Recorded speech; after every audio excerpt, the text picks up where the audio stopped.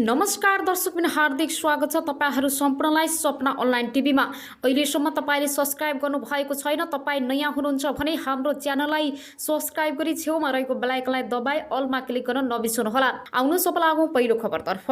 प्रधानमन्त्री केपी शर्मा ओलीले पूरा शपथ नलिएको र देशका जनताको राम्रो ख्याल नराखेको, देशलाई नहेरेको भन्दै प्रधानमन्त्रीमाथि हातपात भएको छ। हातपात हुँदा पूरा भाँड भैलो फैलिएको छ, सारा जनताहरू दौडादौड भएका छन्। प्रधानमन्त्रीको शपथ विवाद पुग्यो सर्वोच्च, पुनः गराउन माग भइरहेको छ। प्रधानमन्त्री केपी शर्मा ओलीलाई पुनः शपथ ग्रहण गराउँदा माग गर्दै सर्वोच्च अदालतमा रिट निवेदन पेश भएको छ। वरिष्ठ अधिवक्ता चन्द्रकान्त ग्यावाली, अधिवक्ताहरू लोकेन्द्र ओली र सन्तोष भण्डारीले पुनः शपथ गराउन माग गर्दै रिट निवेदन दिएका छन्। आइतबार प्रशासनिक प्रक्रिया पूरा भए पनि समय अभावका कारण निवेदन दर्ता सोमबार मात्रै हुने अधिवक्ता भण्डारीले नेपाल खबरलाई बताए।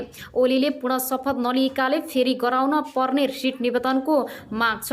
केपी शर्मा ओलीले शुक्रबार प्रधानमन्त्रीको शपथ लिँदा प्रतिज्ञा गर्छु भन्ने शब्द उच्चारण गरेका थिएनन्। राष्ट्रपतिले सो शब्द दोहोर्याउँदा समेत ओलीले त्यो पर्दैन भनेका थिए। उनले त्यसरी प्रतिज्ञा गर्छु भन्ने शब्द उच्चारण नगरी खाएको शपथको आलोचना भइरहेको छ। राष्ट्रपतिले गठबन्धनको सरकार बनाउन 3 दिन समय दिए पनि विपक्षीले बहुमत पुर्याउन नसकेपछि ओली नै पुनः प्रधानमन्त्रीमा नियुक्ति भएका हुन्। संविधानको धारा 76(3) अनुसार प्रधानमन्त्रीमा नियुक्त ओलीले 30 दिनभित्र संसदमा विश्वासको मत लिनुपर्नेछ। सो विश्वासको संसदको बहुमतले पारित गर्नुपर्छ। प्रस्तावको पक्षमा बहुमत नपुगे पनि उनी पुनः पदमुक्त हुनेछन्। यसैगरी आउनु सब अर्को स्तरफ लागौं। कोरोना नियन्त्रणका लागि सहयोग गर्न मुख्यमन्त्री राउतद्वारा राष्ट्रिय संघीय निकायसँग आग्रह। प्रदेश 2 का मुख्यमन्त्री लालबाबु राउतले कोरोना महामारी नियन्त्रणका लागि आवश्यक सहयोग गरिदिन राष्ट्रिय संघीय निकायसँग आग्रह गरेका छन्। प्रदेश स्थित राष्ट्रिय संघीय निकायका प्रतिनिधिसँग सोमबार बिहान छलफल गर्दै मुख्यमन्त्री राउतले यस्तो आग्रह गरेका हुन्। छलफलमा मुख्यमन्त्री राउतले भेन्टिलेटर, अक्सिजन ग्यासको आपूर्ति, औषधि, जनशक्ति र भ्याक्सिन उपलब्ध गराइदिन आग्रह गरेका छन्। राष्ट्र संघीय निकायले मुलुकलाई गर्दै आएको सहयोग प्रदेशमा खासै नपुगेको बताउँदै मुख्यमन्त्रीले राउतले यो सहयोग प्रदेश 2 सम्म ल्याउनका लागि पहल गर्न पनि आग्रह गरे। यूएनडीपी का धनबहादुर चन्द्र, यूएनडीपीएस का जितेन्द्र चङ्ग कार्की, WHO का डाक्टर सुरेन्द्र कुमार शुक्ला, IOM का पंकजलाल सिंह, यूनिफेस का अशोक कुमार झा र यूनिफेसिएका नरेन्द्र मिश्रित सहितको सहभागिता भएको छलफलमा प्रदेश सरकारको तर्फबाट मुख्यमन्त्री राउत सहित सामाजिक विकास मन्त्री नवल किशोर शाह, मुख्य न्यायाधिवक्ता दीपेन्द्र झा, नीति तथा योजना आयोगका उपाध्यक्ष डाक्टर भोगेन्द्र झाको पनि सहभागिता थियो। निषेधाज्ञाका बेला अनलाइनबाट न्यायको माग गरिरहेका छन्। कोरोना महामारीबाट बच्न जारी निषेधाज्ञाका बेला सबै तहका अदालतले अनलाइनबाट इजलास राख्ने अभ्यास सुरु गर्नुपर्नेमा जोड दिएको छ। सुशील कोइराला मेमोरियल फाउन्डेसनले भर्चुअल माध्यमबाट सोमबार आयोजना गरेको महामारीमा न्याय अनलाइन इजलास विषयक अन्तर्क्रिया कार्यक्रममा नेपाल बार एसोसिएसनका पूर्व अध्यक्ष शेरबहादुर केसीले 23 वर्षदेखि नै अनलाइन इजलास चलाउने बहस हुँदै आए पनि कार्यान्वयनमा नआएको बताए। कानुन व्यवसाय र न्यायपालिकासँग सम्बन्धित संस्थाले राख्नुपर्ने कार्यक्रम फाउन्डेसनले गरेर बहस चलाएको महामारीका बेला यसलाई निष्कर्षमा लैजानुपर्ने विचार उनले राखे। बन्द र खुल्ला दुवै इजलास अनलाइन माध्यमबाट नै चलाउने व्यवस्था गरिनुपर्ने कानुन व्यवसायको माग छ। योजनालाई कार्यान्वयन गर्न सबैको सहयोगको आशा समेत गरिएको केसीको भनाइ थियो। एसोसिएसनका पूर्व महासचिव सुनिल पोखरेलले सुरक्षा र गोपनीयतालाई व्यवस्थित गरेर अनलाइन इजलास छिटो चलाउनु पर्नेमा जोड दिए। अधिवक्ता बाबुराम अर्यालले अनलाइन इजलास सुरु गरेपछि कमजोरी थाहा हुने र त्यसलाई सच्याउन पनि काम गर्न सकिने बताए। अनलाइन इजलास सञ्चालन गर्न आवश्यक बजेट व्यवस्थापनका लागि सरोकार भएका निकायले ध्यान दिनुपर्ने उनको भनाइ थियो। फाउन्डेसनका सचिव अतुल कोइरालाले जनताले शिक्षा, स्वास्थ्य र न्याय पाए भने देश समृद्धि हुने भएकाले महामारीमा पनि यसबाट नागरिकलाई वञ्चित गरिनु नहुने बताए। न्याय नपाएकै कारण मानसिक लगायत स्वास्थ्य समस्या आई जनशक्तिको क्षति हुने भएकाले यस विषयलाई महत्त्वका साथ लिन उनले माग गरे। यसैगरी आउनु सब अर्को स्तरफ। बाँकेमा थप 5 संक्रमितको मृत्यु भएको छ। बाँकेमा कोरोना भाइरस संक्रमणबाट सोमबार थप 5 जनाको मृत्यु भएको छ। बाँकेका कोरोना फोकल पर्सनल तेजोलीका अनुसार मृत्यु हुनेमा दाङका बाँके र कैलालीका 1 जना गरी, दाङको तुलसीपुर उपमहानगरपालिका 1 का 48 वर्षीय महिला, तुलसीपुर 6 का 44 वर्षीय पुरुष र दाङकै दङ्गी शरण गाउँपालिका 3 का 63 वर्षीय पुरुषको मृत्यु भएको उनले बताए। 48 वर्षीय महिलाको उपचारको क्रममा नेपालगञ्ज मेडिकल कलेज शिक्षण अस्पताल कोहलपुरमा सोमबार बिहान 9:14 बजे मृत्यु भएको हो। उनीमा वैशाख 23 गते संक्रमण पुष्टि भएको थियो। यसैगरी 14 पुरुषको भेरी अस्पतालमा सोमबार बिहान 11:43 बजे मृत्यु भएको हो। उनीमा वैशाख 30 गते संक्रमण पुष्टि भएको थियो। यसैगरी 43 वर्षीय पुरुषको नेपालगञ्ज मेडिकल कलेज शिक्षण अस्पताल कोहलपुरमा सोमबार 11 बजे मृत्यु भएको हो। उनीमा वैशाख 28 गते संक्रमण पुष्टि भएको थियो। बाँकीको खजुरा गाउँपालिका 3 की 47 वर्षीय महिलाको भेरी अस्पतालमा 9:43 बजे मृत्यु भएको हो। उनीमा वैशाख 29 गते संक्रमण पुष्टि भएको थियो। कैलाली गाउँपालिका 7 का 38 वर्षीय पुरुषको भेरी अस्पतालमा सोमबार बिहान 10:43 बजे मृत्यु भएको ओलीले बताए। उनीमा वैशाख 23 गते संक्रमण पुष्टि भएको थियो। यसअघि आइतबार दिउँसो 3:43 देखि सोमबार बिहान 6 बजेसम्म 8 जना संक्रमितको मृत्यु भएको थियो। यसैगरी आउनु अब अर्को न्युजतर्फ लागौँ। अत्यावश्यक वस्तुको आपूर्ति सहज बनाउन भन्सारले कटायो क्विक रेस्पोन्स टिम। स्वास्थ्य सामग्री सहित अत्यावश्यक वस्तुको आपूर्ति सहज बनाउन भन्सार विभागले क्विक रेस्पोन्स टिम खटाएको छ। भन्सार विभागका महानिर्देशक एमलाल भुसालले अत्यावश्यक वस्तुको आपूर्तिलाई सहज बनाउन विभागले क्विक रेस्पोन्स टिम बनाएर काम गरेको जानकारी दिए। भन्सार प्रशासनले कोरोना महामारीमा खेलेको भूमिका सम्बन्धमा सोमबार आयोजित भर्चुअल छलफल कार्यक्रममा उनले यस्तो जानकारी गराएका हुन्। अर्थमन्त्री विष्णु प्रसाद पौडेल सहितको आजको बैठकमा कोरोना रोकथाम र उपचारसँग सम्बन्धित सामग्रीको भन्सार जाँच पास छिटो र छरितो बनाउन निर्देशन दिएको छ।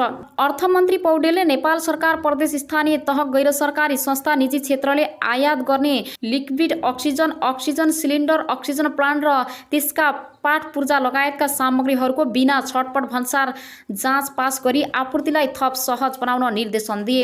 एकातिर कोभिड-19बाट जोगिनुपर्ने र अर्कोतिर प्रभावकारी रूपमा कार्य सम्पादन गर्नुपर्ने अवस्था रहेको भन्दै उनले स्वास्थ्य मापदण्ड पालना गरी काम गर्न समेत सुझाव दिए। अर्थमन्त्री पौडेलले कोभिड-19 उपचारका लागि आयात भएका वस्तुको परिणाम र मूल्य सहित दैनिक रूपमा जानकारी गराउन पनि निर्देशन दिए। अर्थ सचिव शिशिर कुमार ढुङ्गानाले कोभिड-19 को रोकथाम, नियन्त्रण र उपचारसँग सम्बन्धित सामग्रीहरूको भन्सार जाँच पास सम्बन्धी संक्षिप्त कार्यविधि जारी गरी लागू गर्न निर्देशन दिए। राजस्व सचिव राम शरण पुडासैनीले छिटो जाँच पासका लागि छिमेकी मुलुकको भन्सार कार्यालयहरूसँग समन्वयन गरी 24 घण्टा प्रभावकारी रूपमा काम गर्न निर्देशन दिए। भन्सार विभागका अनुसार केन्द्र स्तरमा हुने अधिकांश कामलाई अहिले अनलाइन प्रणालीबाट व्यवस्थित गरिएको छ।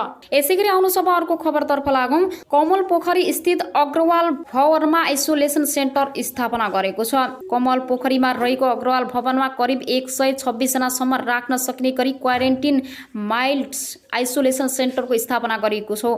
अग्रवाल सेवा केन्द्र, नेपाल हिन्दू स्वयंसेवक सङ्घ नेपाल, नेपाल मेडिकल एसोसिएसन, उपकरण सेवा नेपाल र सेवा इन्टरनेसनल नेपालको संयुक्त रूपमा सञ्चालन गरेको आइसोलेसन सेन्टरको सोमबार नेपालका लागि भारतीय राजदूत विनय मोहन क्वात्राले उद्घाटन गरेका हुन्। आइसोलेसन उद्घाटन गर्दै राजदूत क्वात्राले कोभिड-19 को महामारी दक्षिण एसियामा तीव्र रूपमा फैलिएको भन्दै महामारीका विरुद्ध लड्न व्यक्ति, परिवार, समाज र सरकारले संयुक्त प्रयास आवश्यक पर्ने बताए। उनले कोभिड-19 विरुद्धको लडाईँमा भारत सरकारले आगामी दिनमा पनि सहयोग गर्ने बताए। उनले भने भारतले महामारीका विरुद्ध लड्न नेपाललाई अग्रसर रूपले सहयोग गरिरहेको छ। भारतबाट 23 लाख डोज कोभिडसिल्ड खोप नेपाल आइसकेको छ। 8 देखि 20 दिनसम्म लिक्विड अक्सिजनको ट्याङ्कर भारतबाट नेपाल आउनेछ। अस्पतालमा अक्सिजनको कमी नहोस् भन्ने छ। आइसोलेसन सेन्टर उद्घाटनमा बोल्दै उद्योगी राजेन्द्र खेतानाले आइसोलेसन सेन्टर मार्फत फ्रन्टलाइनर डाक्टर, नर्स लगायतलाई बचाउन सके अन्य 100 परिवारको रक्षा गर्न सकिने बताए। आइसोलेसन केन्द्रमा एउटा हलमा 90 जनासम्म मानिस राख्न सक्ने गरी व्यवस्थित गरिएको छ। प्रति कोठा 2 जना बस्ने गरी 18 वटा कोठा बनाइएको छ। यसैगरी आउनु अब अर्को न्युजतर्फ लागौँ। हिमाल आरोहण प्रभावित सुरक्षित रहन मौसमविदको सुझाव। अब सागरमा विकसित भएको सामुद्रिक आँधीको प्रभावका कारण सगरमाथा सहितको हिमाल आरोहण प्रभावित भएको छ। मौसम अनुकूल नहुँदा बिहिबारदेखि नै सगरमाथा आरोहण प्रभावित भएको पर्यटन विभागका निर्देशक मीर आचार्यले जानकारी दिए। मौसम प्रतिकूल हुँदा अहिले आरोहण आएको छैन। आधार विशिष्टबाट आचार्यले भने यति बेला सयौं आरोही आधार शिविरमा अनुकूल मौसमको पर्खाइमा हुनुहुन्छ। यस वर्ष वसन्तयामको सगरमाथा आरोहण गत वैशाख 24 गतेदेखि सुरु भएको थियो। उक्त दिन शेर्पा आरोहीको टोलीले बाटो बनाउने क्रममा शिखर पुगेसँगै व्यावसायिक आरोहण सुरु भएको पर्यटन विभागले जनाएको छ। त्यसपछि वैशाख 28 र 29 गते सयौं आरोही सगरमाथाको शिखरमा पुगेका थिए। यो समयमा 2 विदेशी आरोहीको मृत्यु भएको छ। 2 दिनमा करिब 240 भन्दा बढी आरोहीले सगरमाथाको शिखरमा पाइला टेक्ने सफल भएको अनुमान गरिए पनि कोरोना संक्रमणका कारण एकिन तथ्याङ्क सङ्कलनमा समस्या भएको निर्देशक आचार्यको भनाइ छ। उनका अनुसार आमा दब्बल हिमालको आरोहण सकिएको छ भने लोत्से नुत्से लगायतको हिमाल आरोहण हुने क्रम जारी छ। मौसम अनुकूल नहुँदा वैशाख 30 गतेदेखि आरोहण प्रभावित भएको भन्दै उनले सबैलाई सुरक्षित स्थानमा रहन आग्रह गरिएको बताए। मौसम अनुकूल हुने बित्तिकै पुनः शिखरतर्फ जाने क्रम सुरु हुने उनको भनाइ छ। तत्काल हिमाल आरोहण नगराउन मौसमविदको सुझाव। अब सागरको आँधीको प्रभाव नेपालमा पनि देखिने भएको हुँदा तत्काल हिमाल आरोहण नगर्न र नगराउन मौसमविदले सुझाव दिएका छन्। मौसमविद मीन कुमार अर्यालका अनुसार हिमाल आरोहणमा गएकाहरू यो समयमा आधार शिविरभन्दा माथि नजाँदा राम्रो हुनेछ।